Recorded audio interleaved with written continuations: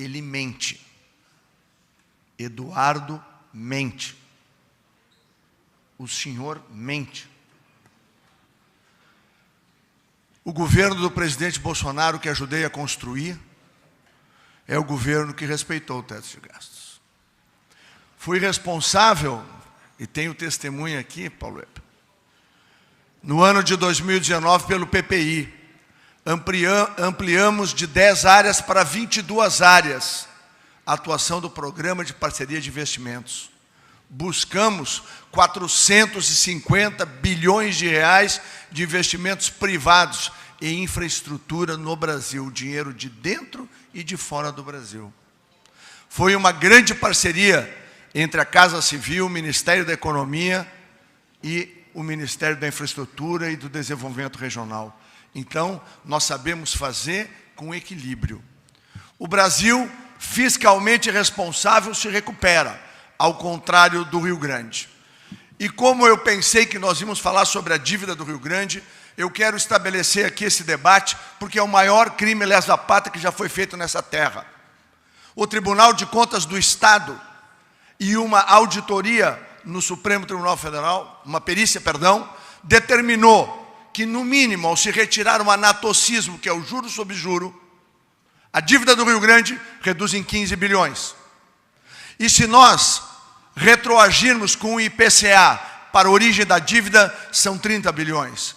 Portanto, a dívida do Rio Grande do Sul é a metade do que foi reconhecido pelo homem que renunciou ao seu povo. É por isso que eu discuto esse assunto. Nós fizemos o cálculo. São 160 bilhões para ser pago em 30 anos. Isso é irresponsabilidade com o futuro, apenas para usar o marketing litoral num sonho impossível, porque já estava derrotado dentro do PSDB em novembro. Mas o Rio Grande não importava. Importava o seu sonho de tentar ser candidato presidencial. A conta está sendo lançada para as futuras gerações. Tenho 7 filhos e 5 netos. E junto com os filhos e os netos dos senhores e das senhoras, nós vamos ter que pagar. É por isso a minha irresignação. E por fim, quem mente tem dificuldade com a verdade, né? Quem falou que a verdade vos libertará é João, nunca foi Mateus.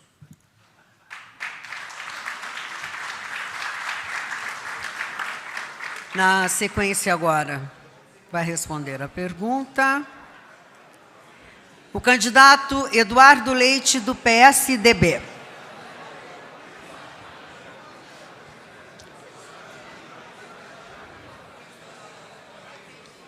Candidato Onyx Lorenzoni, a renúncia é o que me dá a possibilidade de estar aqui como candidato a governador com absoluta tranquilidade.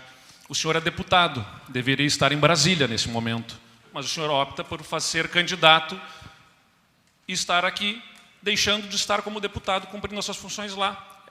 Assim como concorreu a prefeito de Porto Alegre em 2 oportunidades, teria que renunciar o mandato.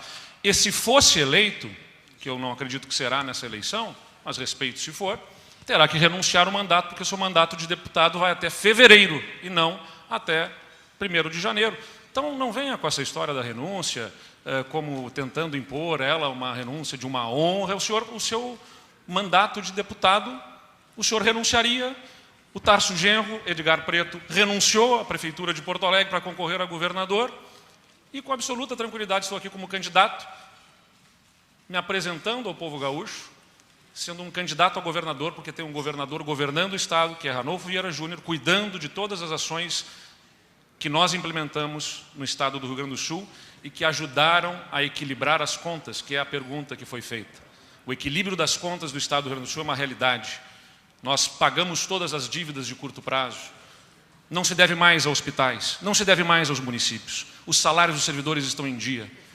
E agora nós podemos falar em avançar nesta agenda para o desenvolvimento do Estado, para que a infraestrutura do Rio Grande do Sul receba os investimentos devidos,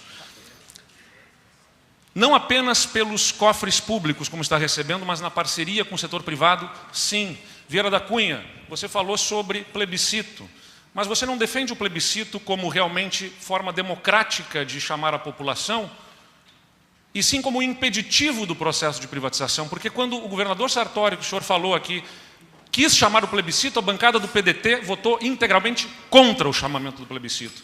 Então não é defesa do plebiscito como ferramenta democrática de participação, é como impeditivo de fazer a privatização.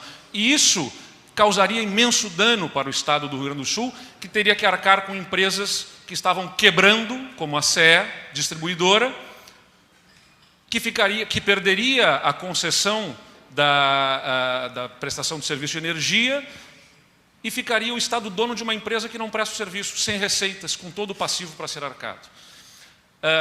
Eu quero somar aqui a questão da competitividade para o futuro do Estado do Rio Grande do Sul, algo que nós vamos fazer no nosso futuro governo, que já está em curso e que será assegurado nos próximos 2 anos. O Estado do Rio Grande do Sul se tornará o primeiro Estado no Brasil a ser aquele que tem a emissão da nota fiscal como obrigação única para os contribuintes.